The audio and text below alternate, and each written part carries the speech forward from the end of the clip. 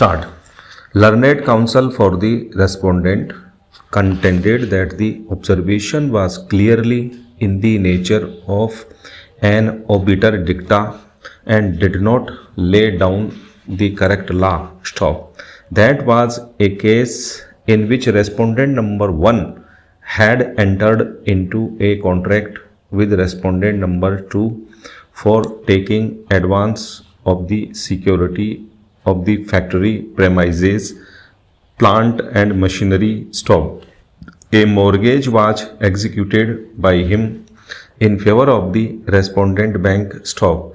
The bank insured the mortgage property from time to time with the appellant company under different insurance policies stock. A fire broke out in the factory premises and the insurance company was duly informed stock. The surveyor estimated the loss at rupees 4,600 without prejudice to the terms and conditions of the policy stock. After some correspondence, the appellant insurance company repudiated the claim under the terms of the policy stock. Thereupon, respondent number 1 wrote to the insurance company that since it had repudiated the claim, a difference had arisen between the parties and appointed a sole arbitrator to decide the dispute stock.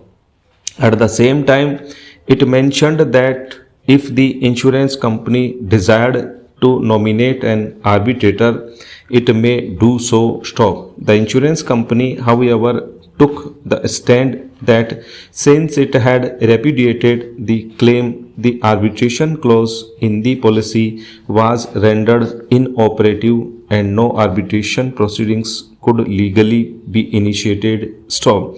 This led to the respondent number 1 filing an application under section 20 of the Arbitration Act stock. The application was contested, and since the trial court held that on the repudiation of the claim under clause 13 the dispute fell within the scope of the arbitration clause 18 but was barred by limitation in view of clause 19 stopera.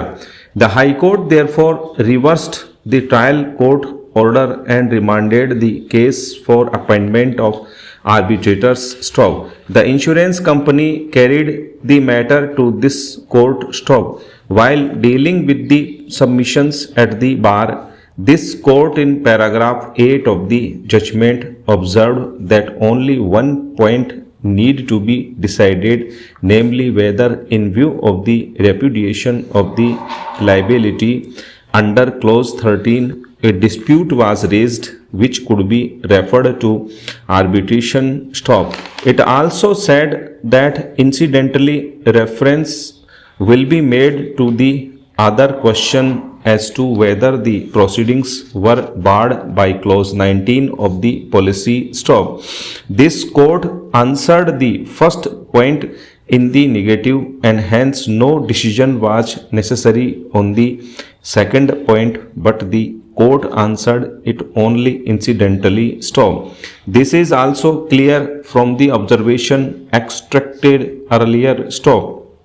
From the case law referred to above, the legal position that emerges is that an agreement which seeks to curtail the period of limitation and prescribes a shorter period than that prescribed by law would be void as offending section 28 of the Contract Act stock. That is because such an agreement would seek to restrict the party from enforcing his right in court after the period prescribed under the agreement expires, even though the period prescribed by law for the enforcement of his right has yet not expired. Stop.